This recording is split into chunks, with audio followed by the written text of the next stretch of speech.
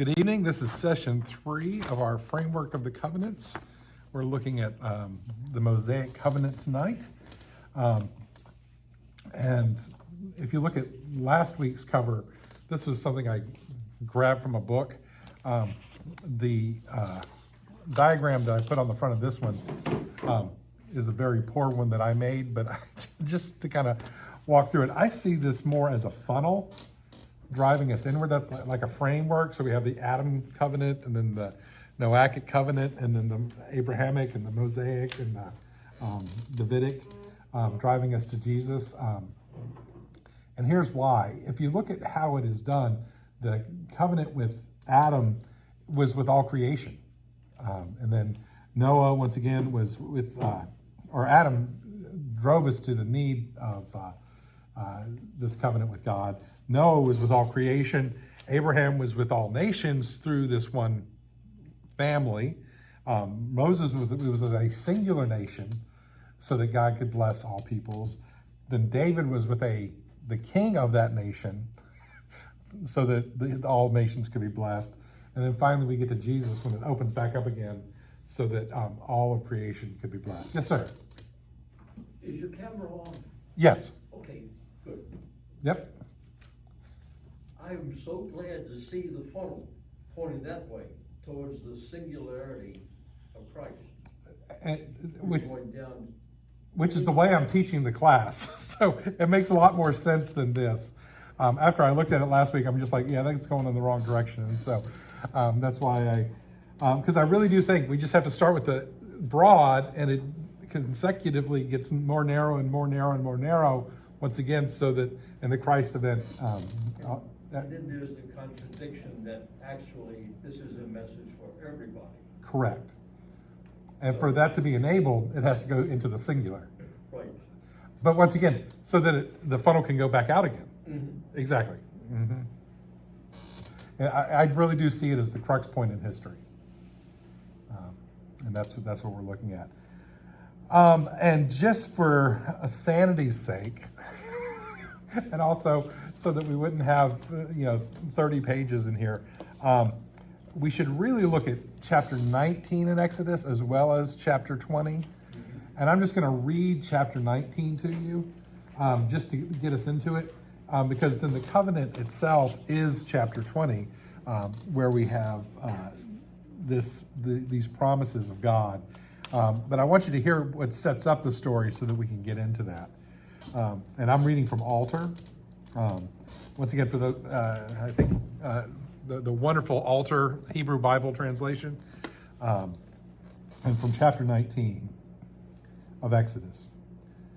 On the third new moon of the Israelites going out from Egypt, on this day they did come to the wilderness of Sinai, and they journeyed onward from Rephidim, and they came to the wilderness of Sinai, and Israel camped there over against the mountain. And Moses had gone up to God, and Yahweh called out to him from the mountain, saying, "Thus shall you say to the house of Jacob, and shall you tell to the Israelites, you yourself saw that I did what I did to Egypt. And I bore you on the wings of eagles, and I brought you to me. And now, if you will truly heed my voice and keep my covenant, you will become for me a treasure among all the peoples, for mine is all the earth. And as for you, you will become for me a kingdom of priests and a holy nation, and these are the words that you shall speak to the Israelites." So once again, we see this repeated pattern of the covenant.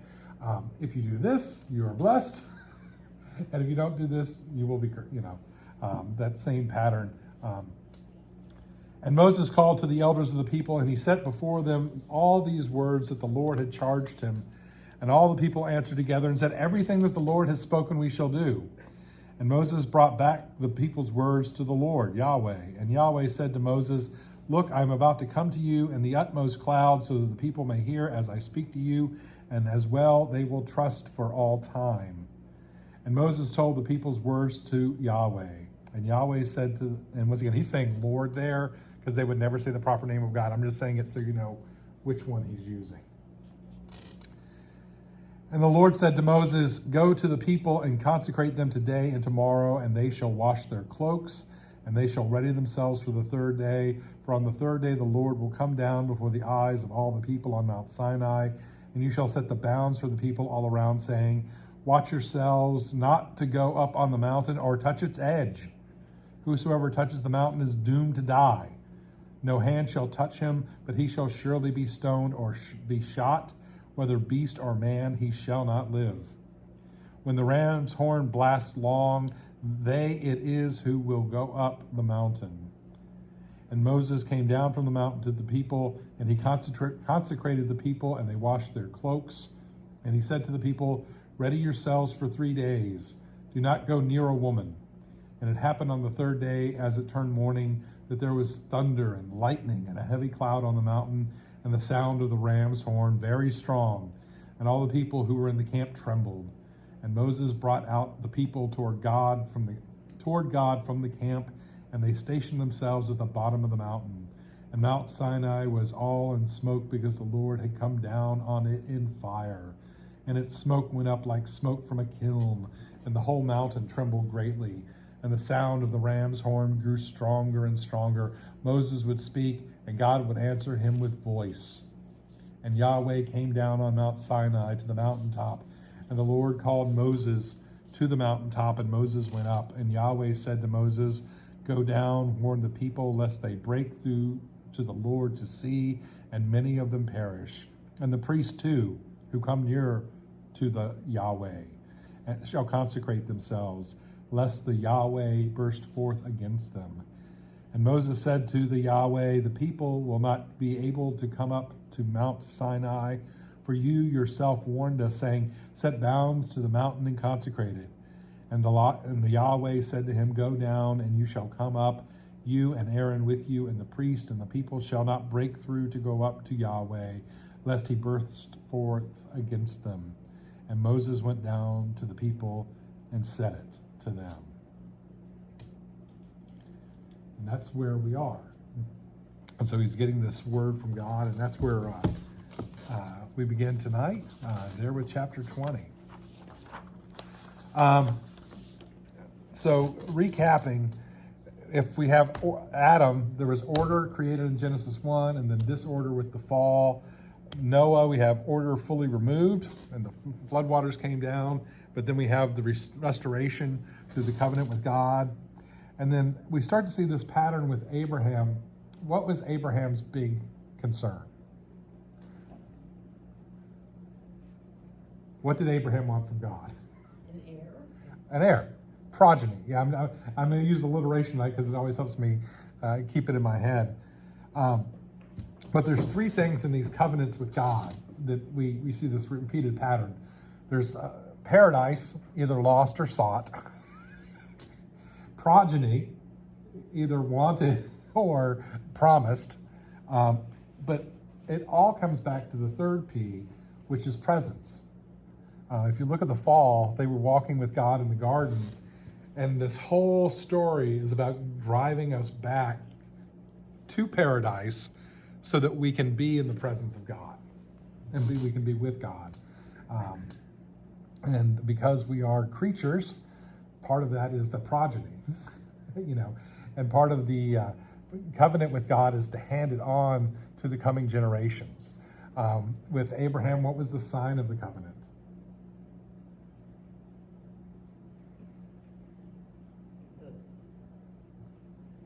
The brazier thing going through. Sorry, that was with Abraham. Yes, Sorry. But for Abraham's sake, what was his sign of keeping the covenant? Circumcision. Yeah, and that's where we have the blood. And so we're jumping 400 years later. To put things in perspective, Jamestown was 400, and a little more than almost a score since then. 11 years, 13 years. Can't do math. 15 years. Golly, it goes by fast. 415 years, and so we're about the same distance from Jamestown. Since the covenant with Abraham, and that's where we have Moses come in. If you remember the story of Moses, he was a special child, born to the Israelites. All the Hebrew children were being killed, or they tried to kill them, but the midwives were too fast.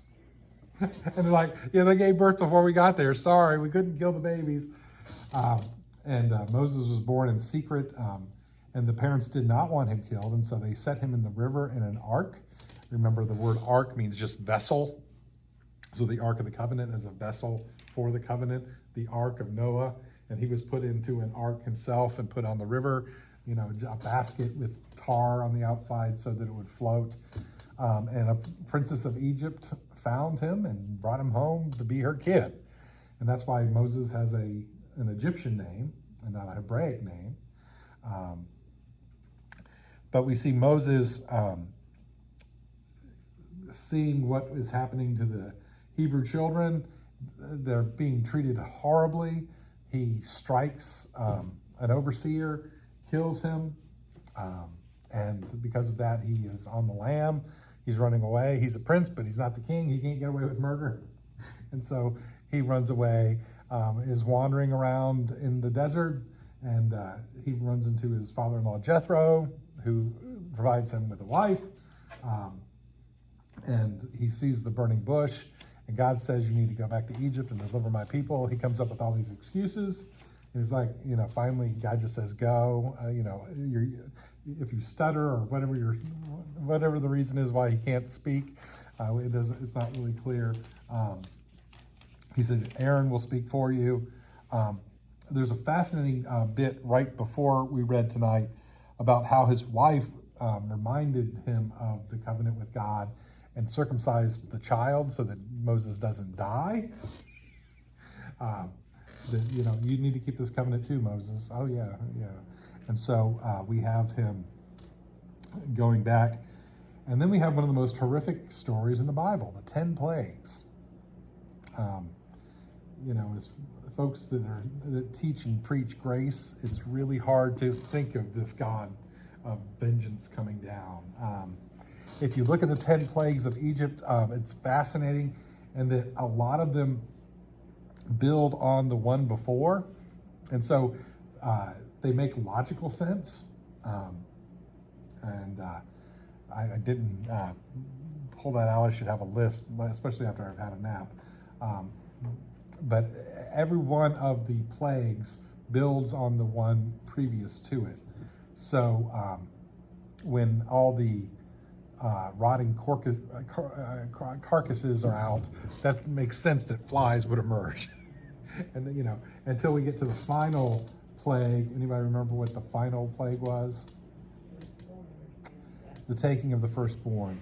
One of the things that we've talked about with the covenant is that there's always, well, not always, excuse me, but usually we look for a blood ritual that's involved, and we have a twofold blood ritual in the circumcision of the children, which is the blood of promise, but then we also have the sacrifice of the firstborn of Egypt in the Passover that takes place, which is just horrific. Well, let's not be namby-pamby about it. It is horrible. But we have both of these deaths that are given up, or not deaths, but the blood sacrifice that is given.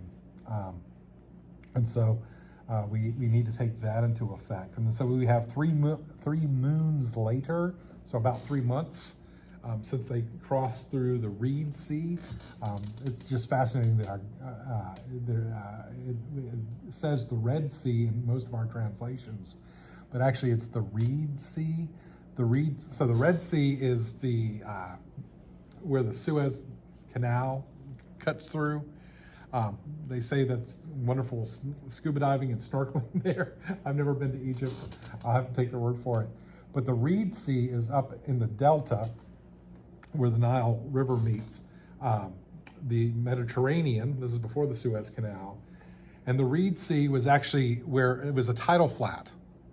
And so this idea of cutting across this tidal flat as a shortcut and the winds going in a different direction and pushing the water in and drowning Pharaoh's army makes a lot more sense. To this day, I'm at tidal flat in the Reed Sea. And it just so happens that read and read are similar in our language as it is in the Hebrew. But often, because we see the Red Sea, we think it's Red Sea, but it's actually Reed Sea in the Hebrew. And so they arrive at Mount Sinai, and this is where the story sits tonight. And so just starting with the altar from Exodus 20. And God spake these words, saying, I am Yahweh, your God, who brought you out of the land of Egypt, out of the house of slaves. You shall have no other gods but me. You shall make no carved likeness, and no image of what is in the heavens above, or what is on the earth below, or what is in the waters beneath the earth. You shall not bow to them, and you shall not worship them. For I am the Lord your God, a jealous God, reckoning the crimes of fathers with sons, with the third generation and with the fourth, for my foes, and doing kindness to the 1,000th generation for my friends, and for those who keep my commands. You shall not take the name of the Lord your God in vain, for the Lord will not acquit whosoever takes his name in vain. Remember the Sabbath day to hallow it. 6 days you shall work, and you shall do all your task, but in the seventh day is a Sabbath to the Lord your God. Thou shalt do no task, you and your son and your daughter, your male slave and your slave girl, and your beast and your sojourner who is within your gates. For 6 days did Yahweh make the heavens and the earth, the sea and all that is in it, and he rested on the seventh day. Therefore did Yahweh bless the Sabbath day and hallow it. Honor your father and your mother, so that your days may be long on the soil that Yahweh your God has given you. You shall not murder. You shall not commit adultery. You shall not steal. You shall not bear false witness against your fellow man. You shall not covet your fellow man's house. You shall not covet your fellow man's wife, or his male slave, or his slave girl, or his ox, or his donkey, or anything that your fellow man has. And all the people were seeing the thunder and the flashes and the sound of the ram's horn and the mountain and smoke. And the people saw, and they drew back and stood at a distance. And they said to Moses, Speak you with us, that we may hear, and let not God speak with us, lest we die. And Moses said to the people, Do not fear, for in order to test you, God has come, and in order that his fear may be upon you, so that you do not offend. Sorry, I think that's supposed to be a period. I think I had a typo. And people stood at a distance, and Moses drew near the thick cloud where God was. And Yahweh said to Moses, Thus shall you say to the Israelites, You yourselves saw from the heavens I spoke with you. You shall not make with me gods of silver and gods of gold. You shall not make them for yourselves. An earthen altar shall you make for me, and you shall sacrifice upon it your burnt offerings and your communion sacrifices, your sheep and your cattle. And every place that I make my name invoked, I shall come to you and bless you. And should you make me an altar of stones, you shall not build them of hewn stones. For your sword you would brandish over it and profane it. And you shall not go up by steps upon my altar, that you may not expose your nakedness upon it.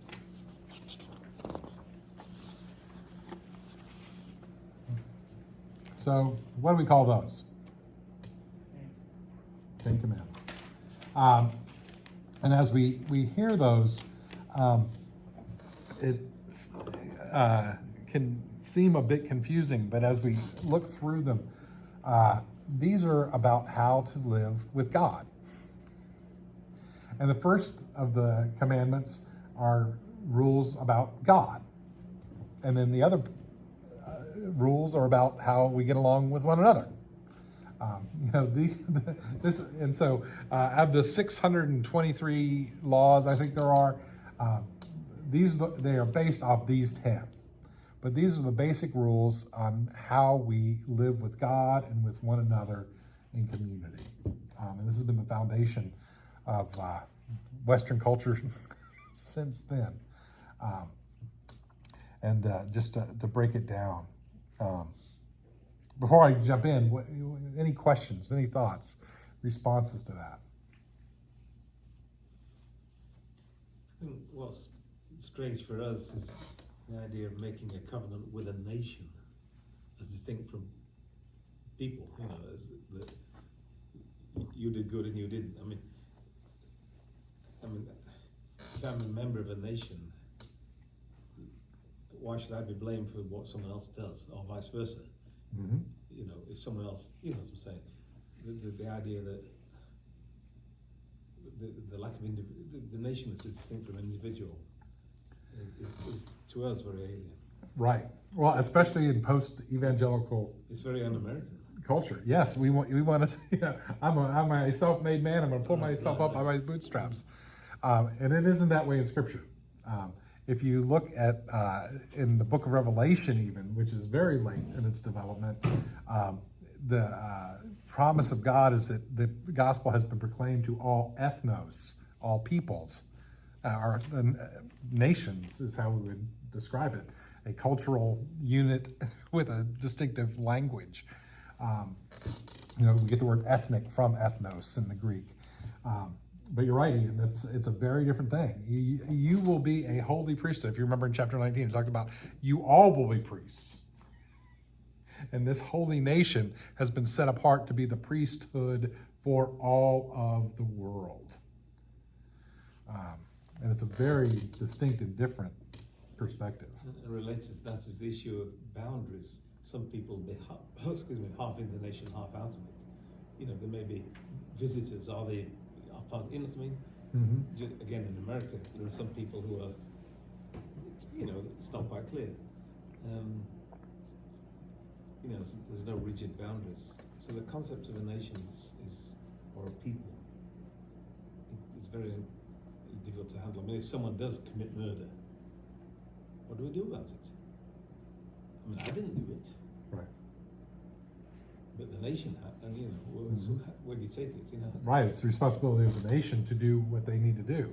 If you remember, when he invited them to Mount Sinai, he says if anybody goes and touches the mountain, whether it's a dog or whatever, what would they have to do? It's the nation's responsibility to kill them. You don't let anybody go there. The idea of that we are our brothers, our sisters, our siblings' keeper. We often don't want to go there, but we are bound to care for the least of these. Hence the mask. That's a very teachable moment in the world that we're living in right now. Yeah. What else?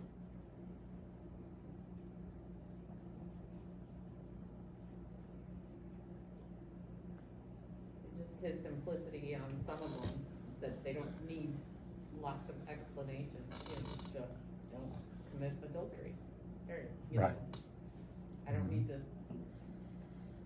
take a few verses to say what that means. Mm-hmm. And as we wrestle with these, I want to flip it on its head again. So often we hear it described that these laws are about thou shalt not, that we don't do these things, and it's a list of don'ts.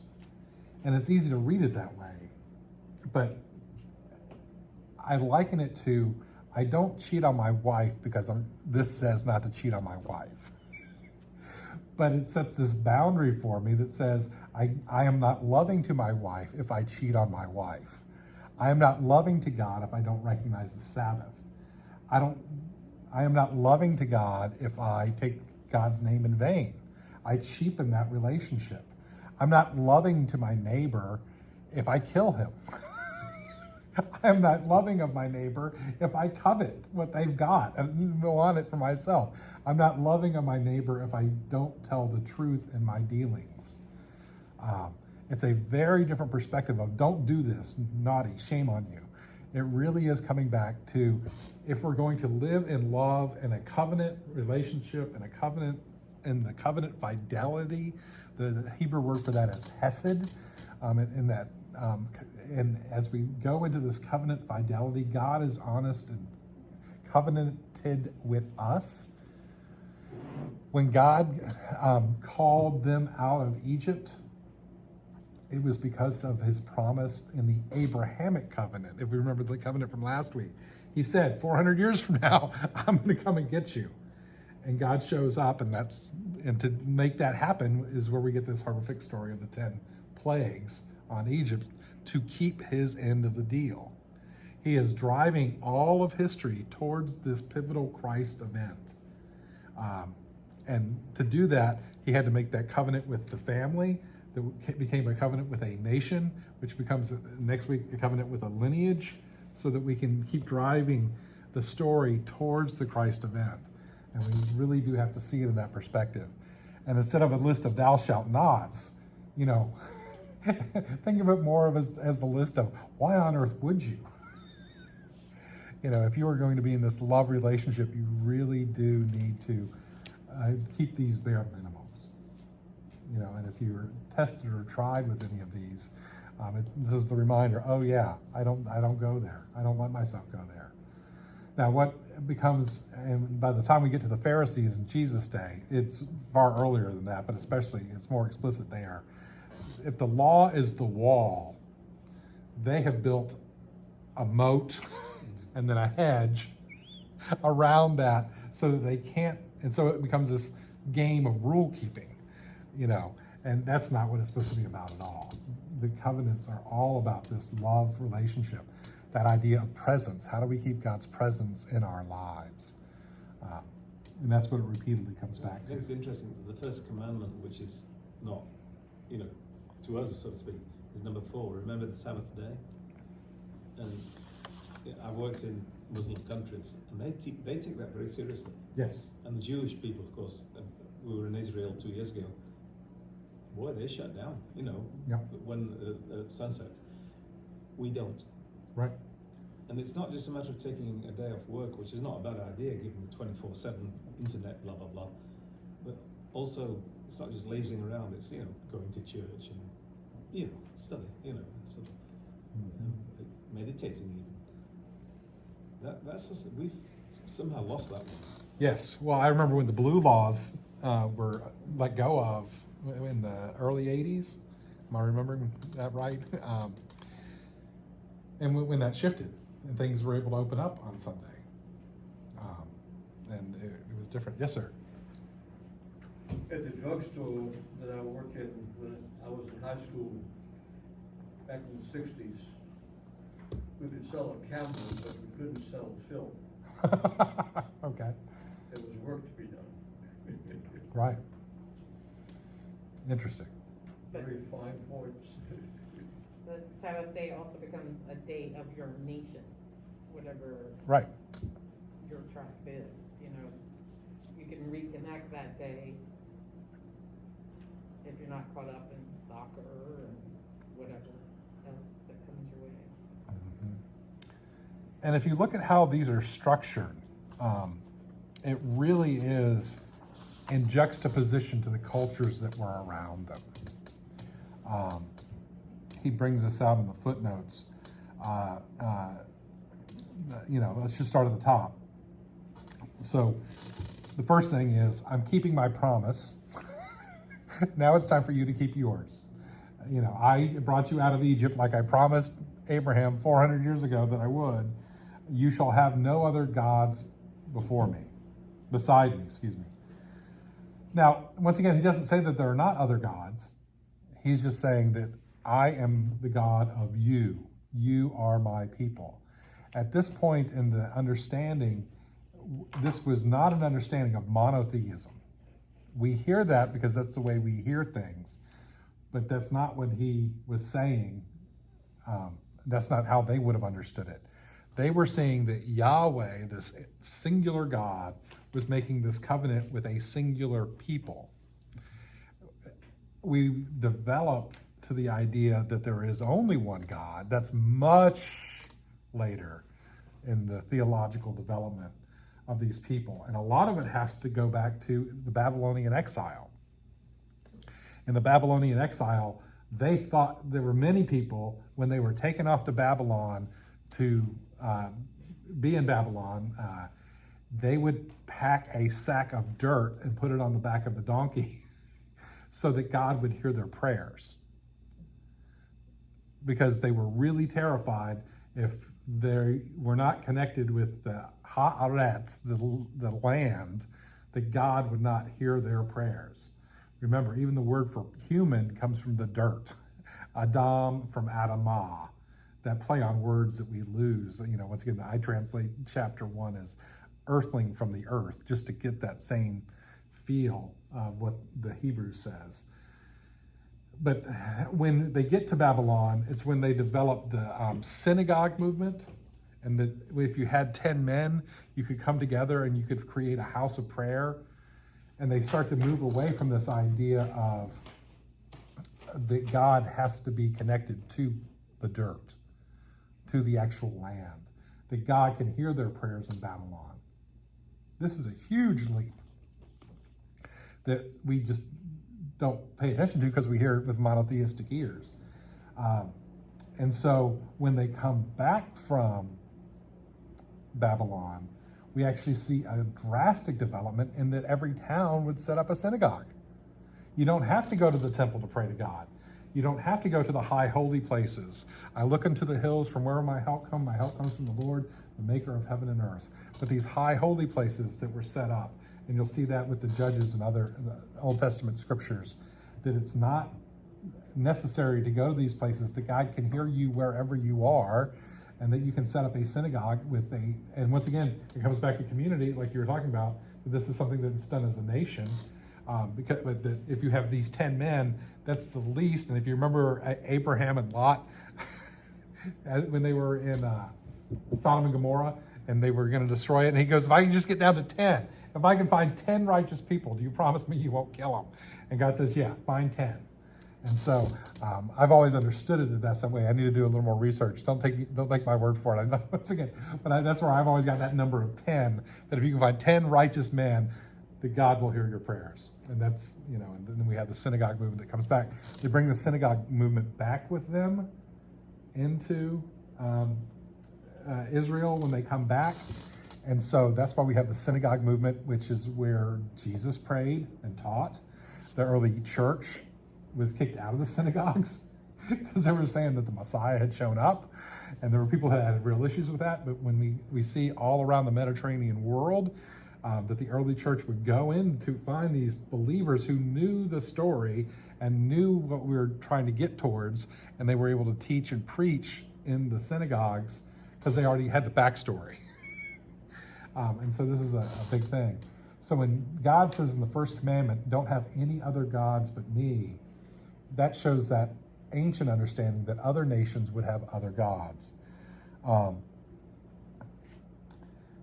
Don't make any carved likeness. Once again, this is in direct opposition to the other peoples. They would set up these graven images, these carved images. If you go back and look at the patriarchs, and when the people would sneak their idols away and hide them and keep them, God doesn't want any more of that. You don't bow down to them. You don't worship them. I'm God. Don't make any likeness. It's something maybe we slipped up. Again, if you go to a Muslim nation, you'll see no statues at all. Right, or even pictures. I worked in Malaysia, which is a very liberal Muslim country. There would be the occasional statue, but not of people, of animals. Right. That was it. Mm-hmm. And that was liberal. Right. But we've lost that one completely. Mm-hmm. Very much so. And not just us. I mean, the medieval church, was full of pictures. Mm-hmm. And growing up evangelical, I remember when I would go to a Catholic church or whatever and see saints and other folks, and I would what Jesus said not, or God said not to do that. I remember I was very worried about that. But it's very clear, it's in direct opposition. Once again, if you remember the story of Jacob coming back to confront Esau at Peniel, and when he wrestles with God all night long. And after wrestling with God all night long, he holds on to God. He goes, what's your name? Back in this day and time, if you knew the name of a spiritual being, you could invoke it. If you think of Aladdin rubbing the lamp, you could use this spiritual entity for power. And he's like, and God says, don't play with my name, because we're not going to play that way. You can pray to me, but don't invoke my name as a source of power. There's a reason why gosh darn, and I'm not saying gosh darn, is a curse. We're invoking power when we take the Lord's name in vain by doing that.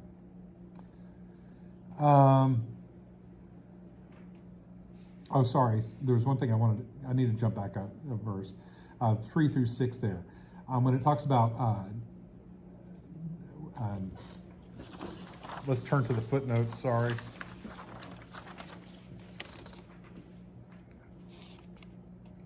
Verse 4, top of the 5th page.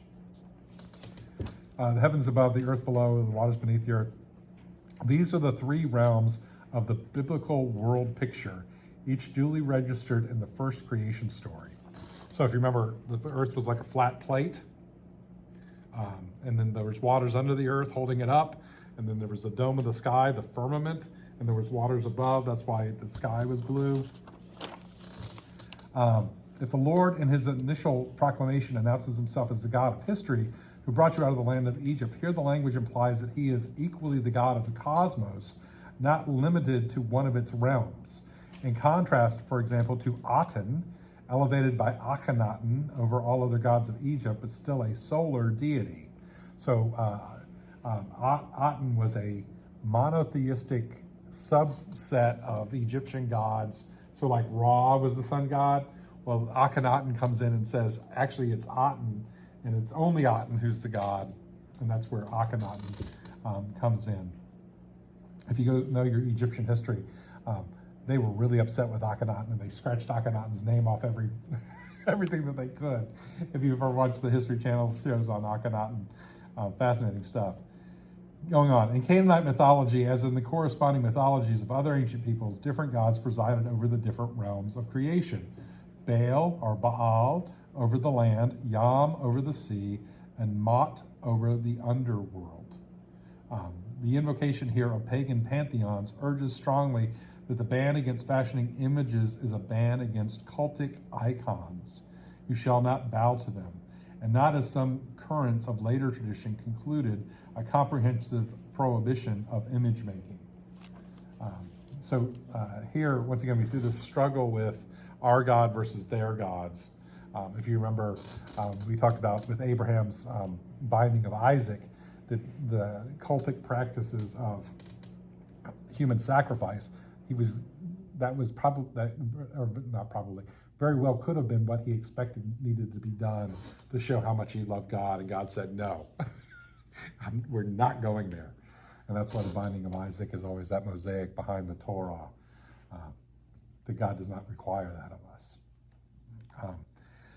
But just like it's Baal and Yam and Mot, think of it as Zeus, the sky god, and Poseidon, the sea god, and Hades, the god of the underworld. It's that same leveled structure that they're going against.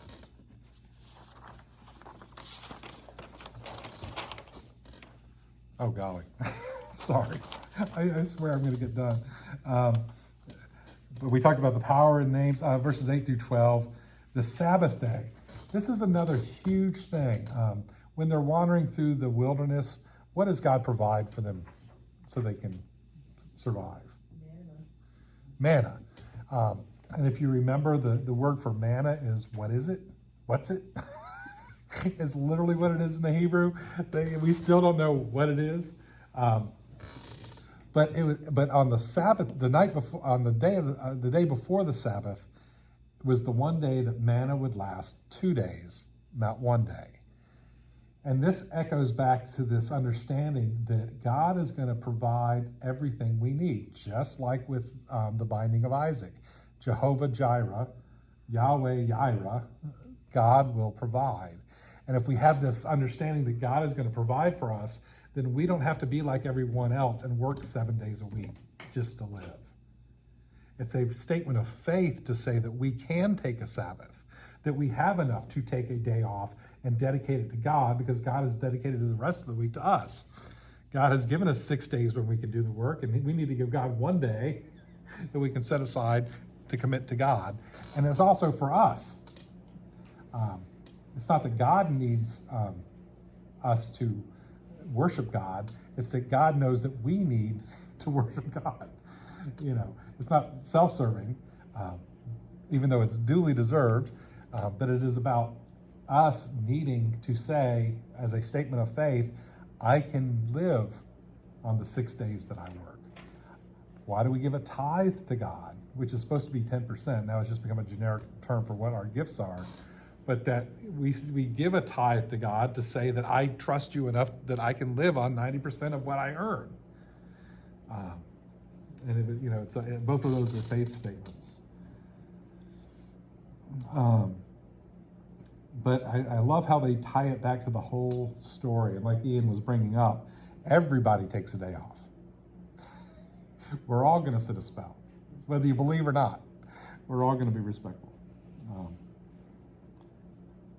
And then verses 13, 14, and 15, I love how Alter, opens that up for us in his footnotes.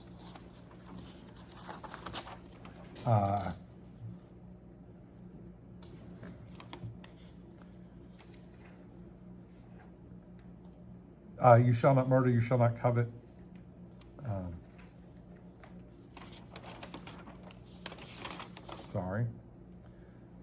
You shall not murder, you shall not commit adultery, you shall not steal. He said that those 3 are 3 syllables. It's just 2 words. The other thing to bring out is that we call them the 10 Commandments, but in the Jewish understanding of this, it is the 10 words. That each of these is a word from God. Now, once again, not a single, like I'd look it up in the dictionary, word, but each of these is a complete thought unto itself, no matter how many paragraphs it intends to take on. But these 3 are so concise and so clear. One of the most powerful things I ever saw, if you're familiar with the internet, there's a satirical newspaper called The Onion. It's very biting. Often very crass, but right after 9/11, it was one of the best pieces I've ever read, because it was so clear, and I'm just like, I can't believe a theologian didn't come up with this, but it was The Onion of all places, and God held a press conference at Ground Zero, and God is saying, how can I make it more clear? I used a single sentence, 1 syllable words, thou shalt not kill. How much more clear can I make it? I can't make it any more clear than this. What do I have to do? And then God breaks down into tears. Once again, this was out of The Onion. I was just like wow. Sometimes we need it very clear so that we can't quibble with it. And sorry, I skipped honoring your father and mother, which was not my intent. Oh, I know why I did it, because I accidentally did the verses wrong. I apologize. That's where it is. So verse 12, honor your father and your mother so that your days may be long on the soil that Yahweh your God has given you. As the New Testament talks about, this is the first commandment with a promise. If you honor your father and mother, your days will be long. Once again, this is the foundation of societal structure. Care for those. I have cared for you, therefore you owe it to the people that cared for you to care for them.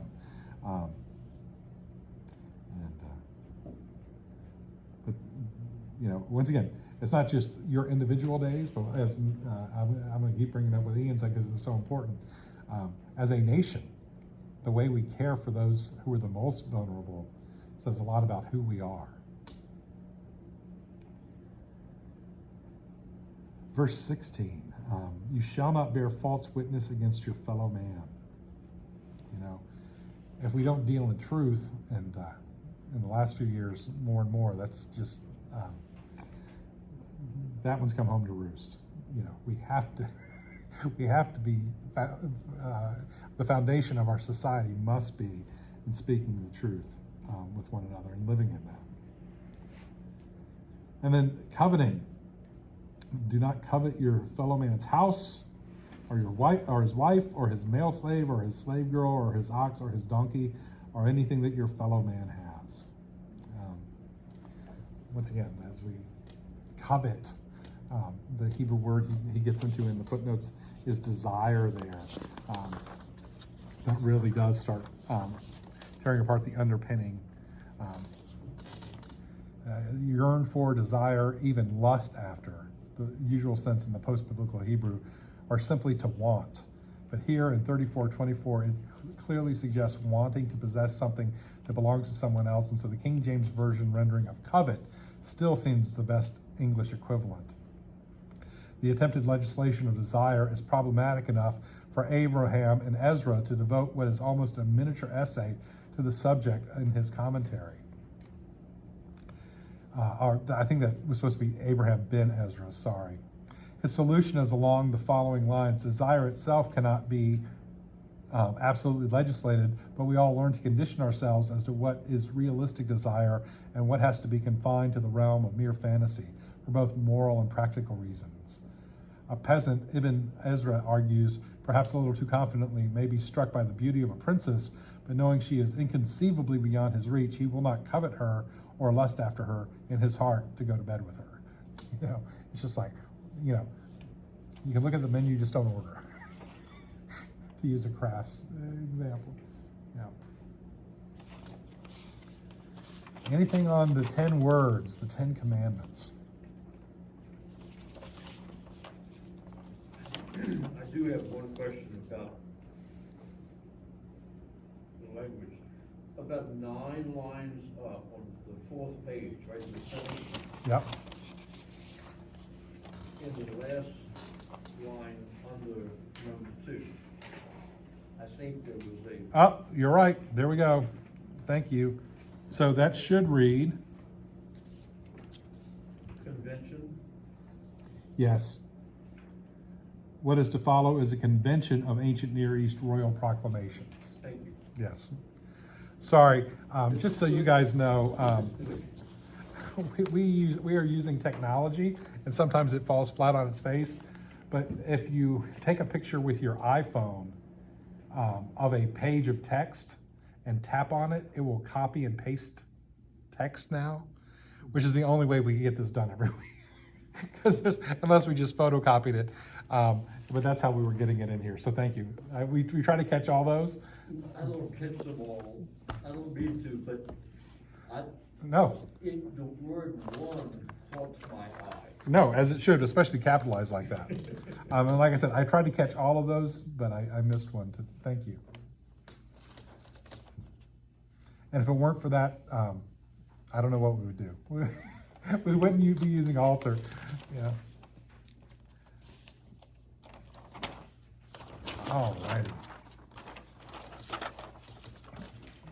But talk about a dramatic, we have the mountaintop of Moriah with the binding of Isaac, where it's just the two of them, but the entire nation shows up. And it's such a traumatic experience to see this fire come down off the mountain and the smoke and the billowing clouds and the ram's horn, that, you know, he's like, I'm making it so you will never forget that this took place. And that's why we have rites and rituals. And once again, I'm talking out here from a sociological sense. One reason why we do weddings with your families and friends gathered is so that you can never forget the promises that you made. And if you tend to go in that direction, your family and friends can say, you promised. You know, you had that rite and ritual.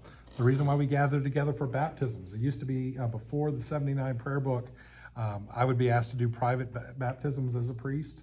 They still do it in the Church of England, but in the 79 prayer book said, no, that's not the place for a baptism. It needs to be in community. And so the baptisms were shifted to the Sunday morning service, where the congregation can make promises on behalf of the congregation. Now, not everybody who's making those promises is going to be there to raise the kid that way.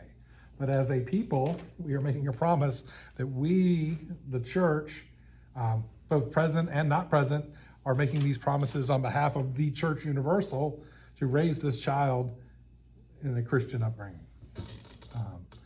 And the same way, the ritual of what happened on that mountain, we still talk about. These 10 words we still have posted up, on our wall. Just a funny side note. In my time here, I've had 5 people come up to me and offer to buy a cross for us to hang above the altar. And Sylvia's nonverbal communication is saying everything. But we are designed after a colonial era church that is before the Oxford movement. And once again, we're getting into a lot of Anglican history here. In the Anglican Church, the Oxford movement brought in a lot of what we would call traditionally Catholic practice. And so our church predates that style, and that behind the altar is called a reredos, and you would never have a fancy cross or anything in a pre-Oxford movement church. We stretch it a little bit with the cross that we have. And if you go through the library, there's pictures of our previous church that was over on the railroad tracks that we moved out here because it was too loud on Sunday mornings. And so you can see that we had a very much an Oxford movement church. It was very high church and lots of filigree and lots of bells and smells in its design. And when they moved out here, they decided to go with a very colonial pre-Oxford movement church. No stained glass windows, no fancy fixed cross. We have a movable cross. We never move it, but we could. That's up there. But this idea of putting in this fixed cross, with that reredos, you would never, ever do. But if you think about it, it used to be that books were very expensive, and there would be one prayer book for the church. There would be one Bible for the church. The cheap and affordable printed literature, that I could take a picture of this book with my cell phone and hand it out to you is just beyond comprehension, that we could make these booklets in minutes as opposed to years. But if you didn't have prayer books for everybody, what are the things that people need to say? Well, you need the Apostles' Creed. Let's put that on the wall. You recite the 10 Commandments. Let's put that on the wall. And so that's why we have that style of the reredos in our church. Yeah. But it is a good reminder of how important it is. One last thing, when at the very bottom, verses 22 through 26, this is fascinating to me. Notice where he says for them to worship. You saw for yourselves from the heavens that I spoke to you. You shall not make for me gods of silver. We already talked about graven images. An earthen altar shall you make for me. And once again, this goes back to this idea that he is the God of the land, and an earthen altar is fine. But if you make a stone altar, what does he say about the stones? Not to be, you cannot you cannot chisel the stone, and you do not have a stairway of stone. Because some of the togas may be short, some of and you may not be worth. So, right. And once again, you would never want to be naked before God. No, any part of you. That's right. But that idea of the hewn stone, that comes too close to that graven image. Mm-hmm. And so we don't want to go there. We don't want to even go near that. So if you build just get river rocks and stack those up. Don't have anything. If in God's creation, in a land of mountains and rocks, if you cannot find, if you have to change something that God made that stone, and that stone goes right there, and this one goes right there. Mm-hmm. So, if you think you're going to be able to make it look all nice and pretty. Right. And this approach to things lasted for a long, long time until we get to the next covenant. When David wants to build a temple and God says, "Nah, you got too much blood on your hands. Solomon can do it, but not you." But I don't want to steal too much thunder from next week. Yeah. Golly, these hours go fast. I'm glad A few years ago, I read a book which I really enjoyed, and we've passed over the, we've gone past that part. I forget the author's name, but he's a Assyriologist. The Ark Before Noah. And so many details. This man who can pick up a little stone from 4,000 years ago and read the words on it. And I think that I understand that BBC had a program based on the Ark Before Noah. I don't spend much time before the television, but I haven't looked at it. And the name of, the author's name will come back to me as soon as I go outside. But it's such a wonderful description based on this British Museum researcher about the Ark Before Noah. So we've been talking about the little ark with Moses, and it has tar and it's floating and all. Oh, it's big enough to hold even giraffes. So I recommend it. It's not a one night page turn. Sure. Thank you.